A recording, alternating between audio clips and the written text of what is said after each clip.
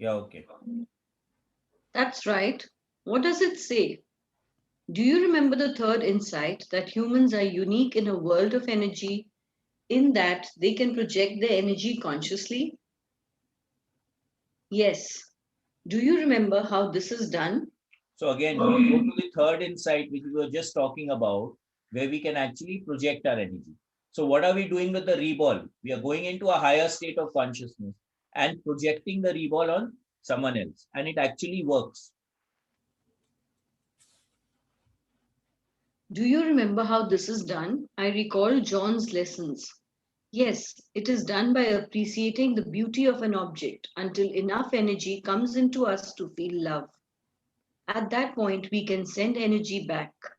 So again, as soon as we feel love, we feel appreciation, we feel gratitude, all these emotions put us on the right side of the grid.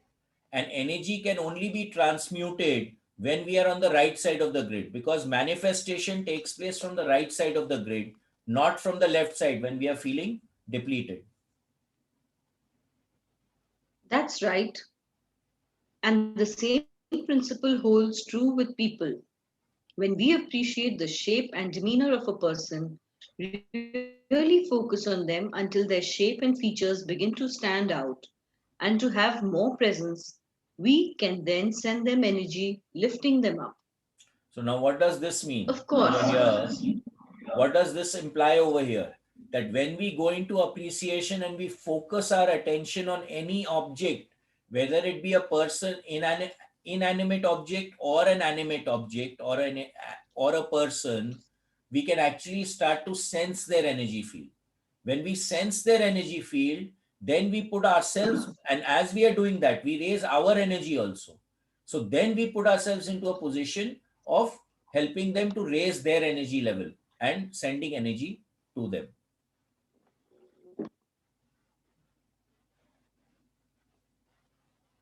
of course, the first step is to keep our own energy high. Then we can start the flow of energy coming into us, through us, and into the other person. The more we appreciate their wholeness, their inner beauty, the more the energy flows into them, and naturally, the more that flows into us. She laughed. It's really a rather hedonistic thing to do, she said. The more we can love and appreciate others, the more energy flows into us. That's why loving and energizing others is the best possible thing we can do for ourselves. So as soon as we are loving and caring and out to help others, automatically our energy field also starts to increase. So that's why we also in the workshops we've always saying that the more you use the reball, the better off you are. Why? Because you're going into an altered state and then you're sending the energy from there. So you are going and jacking into that altered state of consciousness. The more you stay there, the more energized you automatically become. So she's saying exactly the same thing.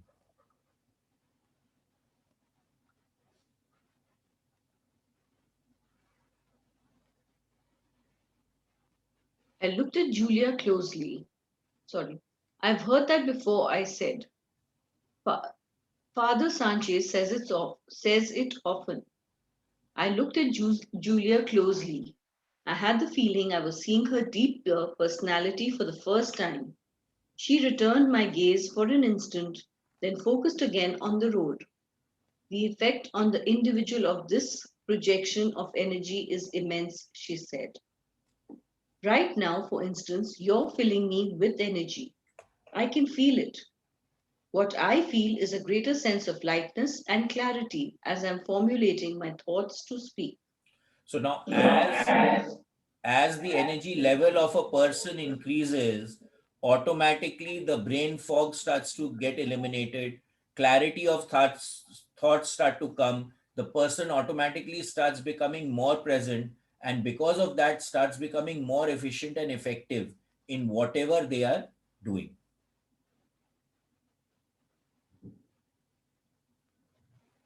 Because you're giving me more energy than I would have otherwise, I can see what my truth is and more readily give it to you. When I do that, You have a sense of revelation about what I'm saying. This leads you to see my higher self even more fully and so appreciate and focus on it at an even deeper level, which gives me even more energy and greater insight into my truth, and the cycle begins over again. Two or more people doing this together can reach incredible highs as they build one another up and have it immediately returned. You must understand, though, that this connection is completely different from a codependent relationship. A codependent relationship begins this way, but soon becomes controlling because the addiction cuts them off from their source and the energy runs out. Real projection of energy has no attachment or intention. Both people are just waiting for the messages. So again, this becomes very, very important. Okay. When you're codependent, you're sucking energy from the other person and you start becoming controlling. So the ego steps into the picture. But when you are just giving each other energy, you're lighting each other up. You're actually just waiting for the message that you need to receive rather than attempting to take something from that other person. Automatically, that lightness, that clarity of thought starts to come into the picture. So codependency always will lead to a breakdown at the end of it because both the parties will want to start controlling the other person. That freedom that is there, that should be there in a relationship, starts going out of the window because one of the spouses wants to control the other person, or they want to control each other.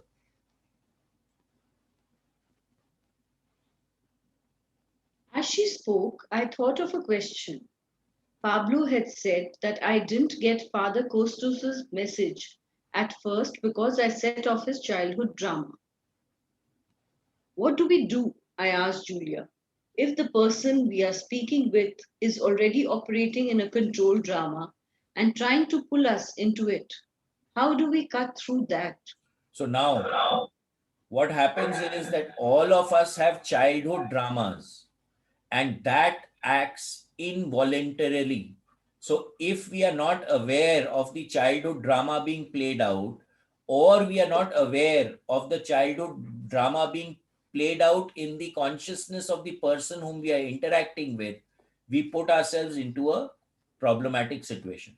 So, here again, awareness starts coming into the picture that we need to be aware of our drama and we need to be aware of the other person's drama so that we can transcend it. Otherwise, it is not possible to transcend and we'll get sucked into each other's drama. Julia answered quickly.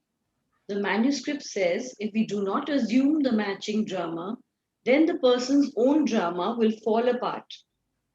I'm So, not sure I understand, I said. so now what does this mean over here? The matching drama, the four dramas were the intimidator, the interrogator, the aloof, and the poor me. Now the intimidator and the poor me go together, and the interrogator and the aloof, they go together. Now when someone is attempting to intimidate you, you go into the poor me, or the poor me, someone is acting out a poor me, you will become the intimidator. Now, if someone is the interrogator, the person who he is attempting to get information or grab energy from will go into the aloof attitude, or someone who's in an aloof attitude will attempt to get energy by grabbing attention of the interrogator who will start asking them questions. So, if you're not going to play the opposite or the parallel drama, then it will break down because it has nowhere to go anymore. I'm not sure I understand, I said. Julia was looking at the road ahead. I could tell. She was in thought. Somewhere right through here is a house where we can buy some gasoline. I looked down at the gas gauge. It indicated the truck's tank was half full. We still have plenty of gas, I said. Yes, I know, she replied. But I had a thought about stopping and filling it up, so I think we should. So now again, she operates out of her intuition. So suddenly a thought popped up that she should fill the gas tank. Now, why is not a question over here, right? The point is the thought came, you act on it. It's as simple as that. Oh, okay. There's the road, she said, pointing to the right. We made the turn and drove almost a mile into the jungle before arriving at what looked like a supply house for fishermen and hunters. The dwelling was built at the edge of a river, and several fishing boats were tied to the dock. We pulled up to a rusty pump, and Julia went inside to find the owner. I climbed out and stretched, then walked around the building to the water's edge. The air was extremely humid. Although the thick canopy of trees blocked the sun, I could tell it was almost directly overhead. Soon the temperature would be scorching. Suddenly, a man behind me was speaking angrily in Spanish. I turned to see a short, stocky Peruvian. He looked at me menacingly and repeated the statement. I don't understand what you're saying. He switched to English. Who are you? What are you doing here? I tried to ignore him. We are just here for gas. We'll be gone in a few minutes. I turned around and faced the water again, hoping he would go away. I think you better tell me who you are, Yankee. I looked at him again. He appeared to be serious. I'm an American, I said. I'm not sure where I'm going. I'm riding with a friend. A lost American? He said hostilely. That's right, I said. What are you after here, American? I'm not after anything, I said, trying to walk back to the car. And I've done nothing to you. Leave me alone. So now what is the drama that this guy is playing out? Can anyone say? The intimidator? Intimidator. I think he's a mix of the intimidator and the interrogator, but more Interrogator. the Yeah. more the intimidator. I noticed suddenly that Julia was standing at the vehicle. When I looked, the Peruvian turned and looked too. It's time to leave, Julia said. They're not in business any longer. Who are you? The Peruvian asked her in his hostile tone. Okay, now 1 second. Now, if you see what was the drama that the hero went into, can anyone say?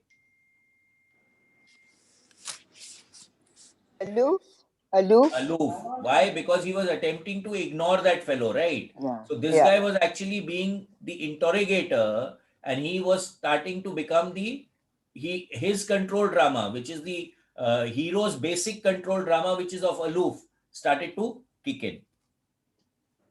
Now, when Julia comes, then it will be a different response.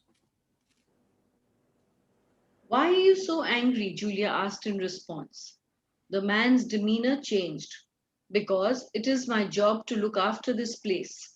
So now, what happened? When Julia asked him, "Why are you angry?"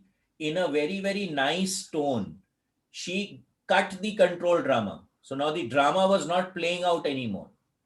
Are you all getting this? So when we Yeah. start becoming aware of the control drama, it can really help us in the interaction that we have with a lot of people. How are we acting out? Why are we acting out? Can start becoming very clear. This is a very, very powerful message over here.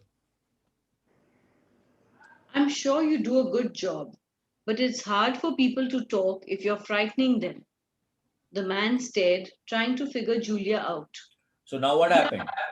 She didn't play into his control drama. Now he's nonplussed. Why? Because the control drama needs the counter drama to be played out. Now, if the counter drama is not there, you become nonplussed. You don't know what to do, right? So you start listening. You start paying attention. So he started paying attention to what Julia was telling him, and he started trying to figure it out. We are on our way to Iquitos, Julia said. We are working with Father Sanchez and Father Carl. Do you know them? He shook his head, but the mention of two priests settled him down even more. He finally nodded and walked away. Let's go, Julia said. We got in the truck and drove away. I realized how anxious and nervous I had been. I tried to shake it off. Now, what happened? Because the hero went into his control drama, he shifted to the left side of the grid. And whenever we go to the left side of the grid, we feel energy drain. So he got drained of his energy. He lost his equanimity and connection. He lost his centeredness and he drifted off it, right? So he felt shaken and he felt depleted.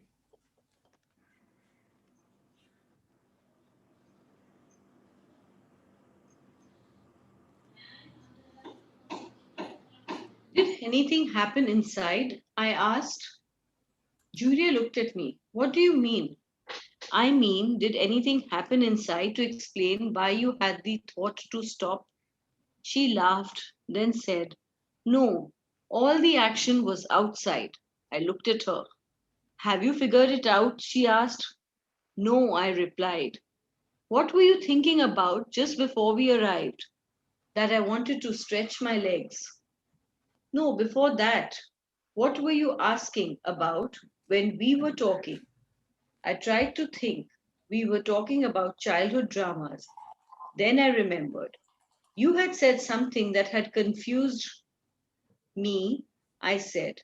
You had said that a person cannot play a controlled drama with us unless we play the matching drama. I didn't understand that. Do you understand now? Not really. What are you getting at? The scene outside clearly demonstrated what happens if you do play the matching drama. How? She glanced at me briefly. What drama was the man playing with you? He was obviously the intimidator. Right. And what drama did you play? I was just trying to get him off my back. I know, but what drama were you playing? Well, I started off in my aloofness drama, but he kept coming after me. Then the conversation was irritating me, but I tried to get centered and stay with it. I looked at Julia and said, I guess I was playing a poor me. So now, whenever we are getting into these uncomfortable states or uncomfortable state of conversation, it starts to irritate us. We start getting annoyed, we start getting ticked off. Okay, so again, whenever we are getting ticked off or annoyed, we need to pay attention as to what is shifting us from the left side to the right side of the grid. The moment we start figuring that out, rather from the right side to the left side of the grid, we can figure it out that what is taking us to the left side of the grid, we can nip it in the bud and then stay centered and on track. Okay, so that becomes very important. So paying attention to what is drawing us down and taking us down and transcending it becomes very important in our lives. She smiled. That's right. I noticed you handled him with no problem, I said.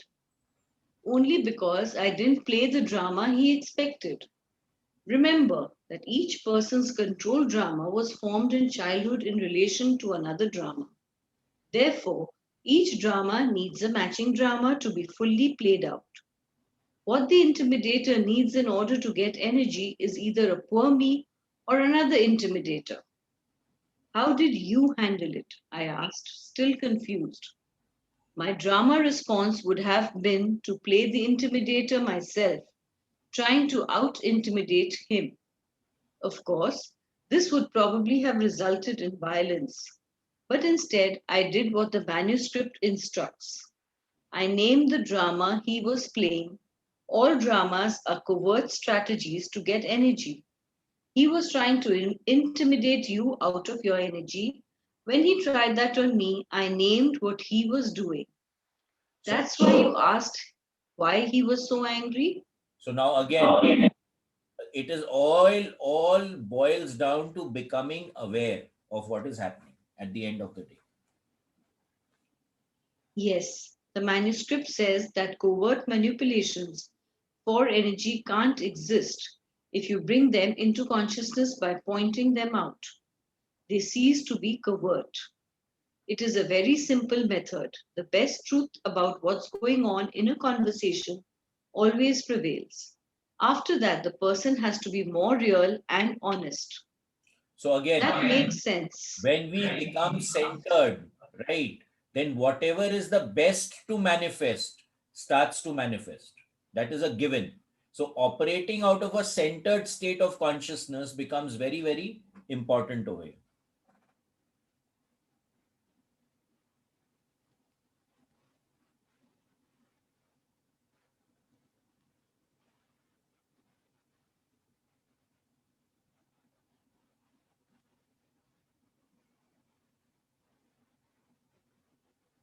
Yes, the manuscript says that covert manipulations for energy can't exist if you bring them into consciousness by pointing them out.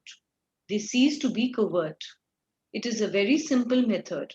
The best truth about what's going on in a conversation always prevails.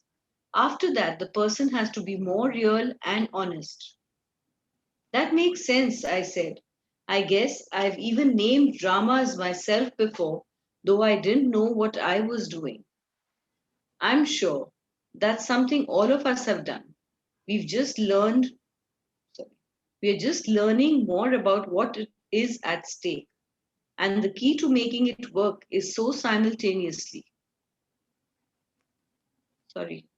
And the key to making it work is to simultaneously look down beyond the drama at the real person in front of you and send as much energy their way as possible. If they can feel energy coming in any way, then it's easier for them to give up their way of manipulating for it. So if someone is already getting what they are really looking for, then they don't need to look for it because it's already coming. So if we generously give, then we don't the fighting automatically stops. What could you appreciate in that guy? I said. I could appreciate him as a little insecure boy needing energy desperately. Besides, he brought you a very timely message, right? So now what was the message that that person got for the hero? Because he was looking for the answers as to how control dramas played out and how you could transcend them. And that's exactly what's the message that that man got for the hero. I looked at her. She appeared to be on the verge of laughter. You think we stopped there just so I could grasp how to deal with someone playing a drama? That was the question you asked, wasn't it? I smiled, my good feeling beginning to return. Yes, I guess it was. So now, as soon as he came into a realization and he understood as to what was happening, his energy started to come back and he started getting centered again. So, this is the same thing which happens in any kind of healing. When a healing takes place, there's a release, there's an understanding. And when that understanding starts taking place, that centeredness starts to come back. A mosquito buzzing around my face forced me awake. I looked over at Julia. She was smiling as though recalling something humorous. For several hours after leaving the river camp, we had ridden in silence, munching on the food Julia had prepared for the trip. You're awake, Julia said. Yes, I replied. How far is Iquitos? The town is about 30 miles, but the Stuart Inn is only a few minutes ahead. It's a small inn and hunting camp. The owner is English and supports the manuscript. She smiled again. We have had many good times together. Unless something has happened, he should be there. I hope we can get a lead on where Will is. She pulled the truck to the side of the road and looked at me. We'd better get centered in where we are, she said, because before I ran into you again, I had been floundering around wanting to help find the ninth insight, but not knowing where to go. At one point, I realized I had been thinking repeatedly of Hinton. I get to his house, and who should show up but you? And you tell me that you're looking for Will and that he's rumored to be in Iquitos. I have the intuition that we'll both be involved in finding the ninth insight. And then you can have the intuition that at some point we separate and go in different directions. Is that pretty much it? Okay, so now what happened?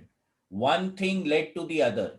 but they acted on the intuition. So anything that is coming from below the line, you're not thinking of it, and it suddenly pops in. That is coming from inspiration, right? Inspiration and intuition, you can synonymously change it, but that thing is there. And then when we are talking about intuition, we must, the more we act on intuition, I'm constantly repeating this, the more pronounced it starts becoming, because we start opening up the channel to start receiving the intuitions. Yes, I said. Well, I want you to know that after that, I got to thinking about Willie Stewart and the inn. Something is going to happen there. So now what is happening here now? When you're getting this intuition, it can act like precognition also. That you're getting, you're actually feeling that okay, this is what is going to happen. And then you act on it. You go into it with awareness. So the more aware you become, the more profound the experience will automatically start to become.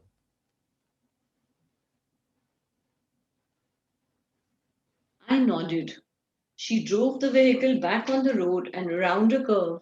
There's the inn, Julia said. Ahead, about 200 yards, where the road took another sharp bend to the right, was a two-story Victorian style home. We pulled into a gravel parking area and stopped. Several men were talking on the porch. I opened the door of the vehicle and was about to get out when Julia touched my shoulder. Remember, she said, no one is here by accident. Stay alert for the messages. I followed her as we walked up on the porch. The men, well dressed Peruvians, nodded distractedly as we walked by them and into the house. Once in the large foyer, Julia pointed to a dining room and asked me to pick a table and wait there while she looked for the owner. I surveyed the room. It contained a dozen or so tables lined in two rows. I picked a table about halfway down and sat with my back against the wall.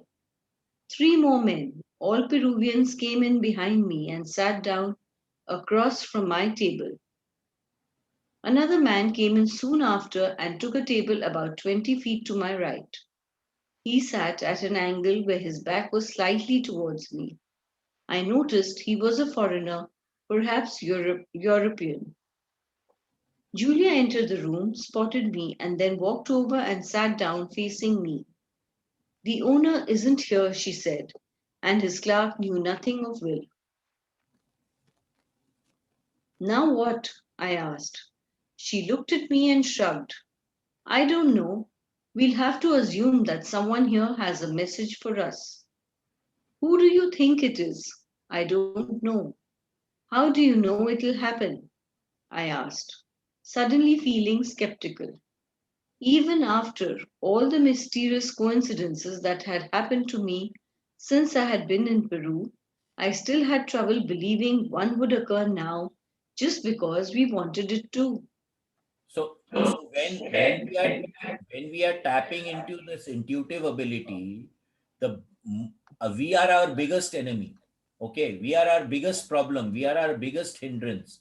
The skepticism doesn't allow the channel to open. It opens and then we shut it down. We opens, we shut it down.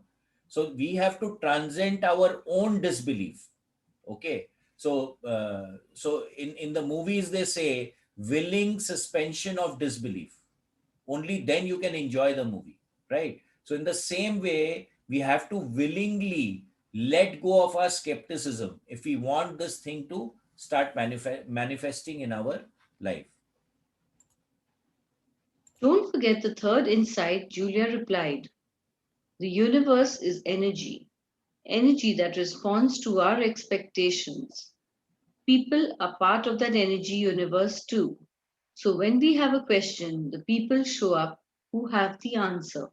So again, what is our intent? What are we wanting to do? We send out that message into the expanded state of this, into the expanded state of awareness, and we expect an answer back. This is exactly how even the one breath technique works, or when we are doing patterning in the advanced programs, or when we are actually planning or we are wanting to get some answers back for ourselves. She cut her eyes to the other people in the room. I don't know who these people are, but if we could talk with them long enough, we would find a truth each had for us, some part of the answer to our questions. I looked at her askance. She leaned forward. She leaned towards me across the table. Get it into your head. Everyone who crosses our path has a message for us.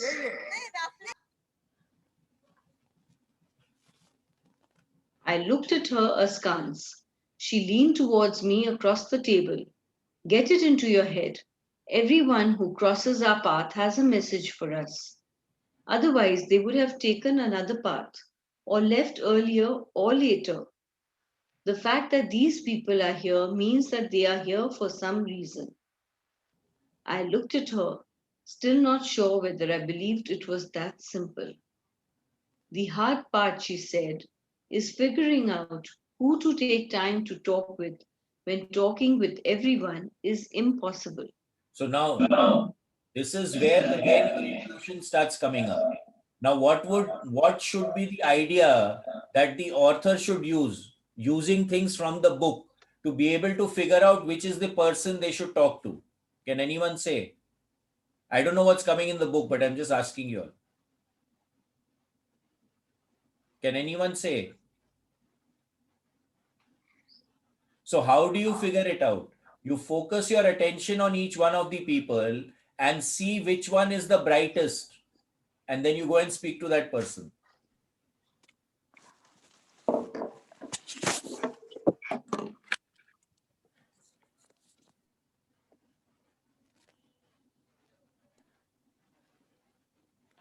How do you decide? I asked.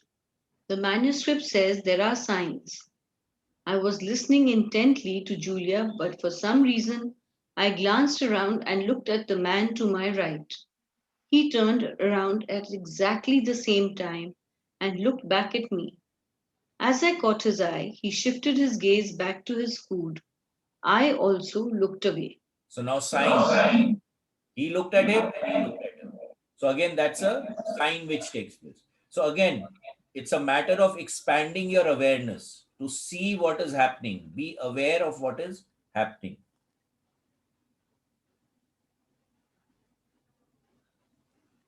What signs? I asked. Signs like that, she said. Like what? Like what you just did. She nodded towards the man to my right. What do you mean? Julia leaned towards me again. The manuscript says we will learn that sudden, spontaneous eye contact is a sign that two people should talk. But doesn't that happen all the time? I asked. Yes, it does, she said. And after it happens, most people just forget about it and go on with what they are doing. I nodded. What other signs does the manuscript mention? I asked. A sense of recognition, she replied. Seeing someone who looks familiar, even though you know you've never seen the person before. So now this is very important. Okay, now two things. Eye contact, one is them. The other thing is that you'll feel that okay, this is a familiar face, but you can't really peg it. Or a person looks like someone who is close to you or who you know. So again, you need to act on it. I nodded. What other signs does the manuscript mention? I asked. A sense of recognition, she replied. Seeing someone who looks familiar even though you've never seen the person before. When she said that, I thought of Dobson and Renew, of how familiar they looked when I had first seen them. Does the manuscript say anything about why some people look familiar? I asked. Not much. It just says we are members of the same thought group with certain other people. Thought groups are usually evolving along the same lines of interest. They think the same, and that creates the same expression and outward experience. We intuitively recognize members of our thought group, and very often they provide messages for us. So thought group here can also mean soul group. So people who are actually traveling together to a same destination. So when we are going into higher states of consciousness, over there we have a soul group. and we all decide what are the lessons we want to do. So many times the souls will come together in this earth as a group. So whenever we are in a group, we are not there by chance. There is some kind of a meaning which is there why we are together with certain people. Of course, once the message is delivered, you may disconnect with a group because the transaction is over. But the fact is that we need to pay attention to the company that we are put into and be aware of the messages that they need to give us. Would you consider like this group also to be like one thought group where everybody's together? 101%. 101%. I mean, all of you have an option to be elsewhere, right? You Yeah, don't yeah. need to come, but you are here. So why are you showing up? What is the reason why you are showing up? Why do we show up anywhere for that matter? Mhm. Many times we don't want to go somewhere, but we show up, right? So what is the message that we need to learn over there? What are we wanting? Why are we there? Why have we been put in that? Uh, See, ultimately, when you look at chaos theory, also, there is no chaos. Yeah. Everything happens for a reason. So if we can start figuring out the reason why it is happening, that is when we can transcend it. Okay.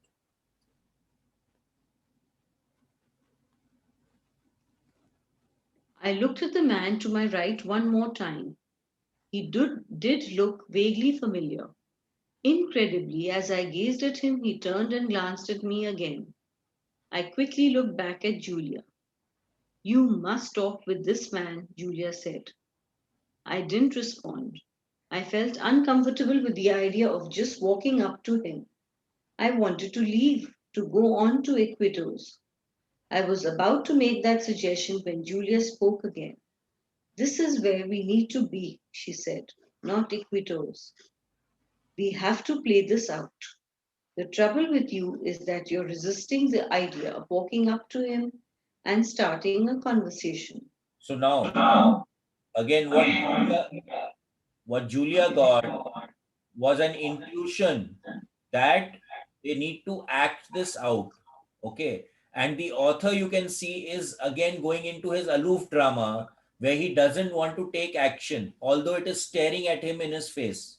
Okay. Now it's no big deal to get up and just talk to the person, but he is totally in resistance. So most of the time you will find when we say, I can't, I won't, don't want to do it, when we are doing that, we are actually cutting our own feet most of the time. Because if the universe is giving us an opportunity, then we must act on it. It is as simple as that. There is nothing else to it.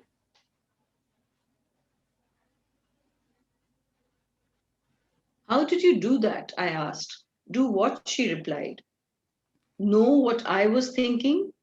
There is nothing mysterious about it. It's a matter of looking closely at your expressions. What do you mean? When you are appreciating someone at a deeper level, you can see their most honest self beyond any facades they may put up. When they really focus at this level, you can perceive what someone is thinking as a subtle expression on their face. This is perfectly natural. So now what happens over here? When you are connected to a person, okay, nothing is hidden, let me tell you. It is very simple. If you have eyes to see, ears to hear, nose to smell, tongue to taste, and skin to feel, just get the feel of it. Literally, I'm telling you, nothing is hidden. We can think that we can hide something, but actual fact is that we cannot hide anything. It sounds telepathic to me, I said. She grinned. Telepathy is perfectly natural. I glanced over at the man again. He did not look. You had better get your energy together and talk with him, Julia said, before you lose the opportunity. I focused on increasing my energy until I felt stronger, then asked, what am I going to say to this guy? The truth, she said. Put the truth in a form you think he would recognize. So the so the Okay, I best will. so the best way to communicate is with the truth. So if you're saying the truth, then there is nothing to hide, and your energy is always up when you're talking the truth. When you're saying something that you don't believe in or it's a lie, that is when you go into the left side of the grid and you feel the drag. But if you're saying the truth, you'll always be on the right side of the grid. Okay, I will. I slid back my chair and walked over to where the man was sitting. He looked shy and nervous, the way I remembered Pablo looking the night I met him. I tried to look beyond the man's nervousness to a deeper level. When I did, I seemed to perceive a new look on his face, one with more energy. Hello, I said. You appear not to be a native Peruvian. I'm hoping you can help me. I'm looking for a friend of mine, Will James. Please sit down, he said in a Scandinavian accent. I'm Professor Edmund Connor. He offered me his hand and said, I'm sorry, I do not know your friend Will. I introduced myself and then explained, just on a hunch that it would mean something to him, that Will was searching for the ninth insight. I'm familiar with the manuscript, he said. I'm here to study its authenticity. Alone?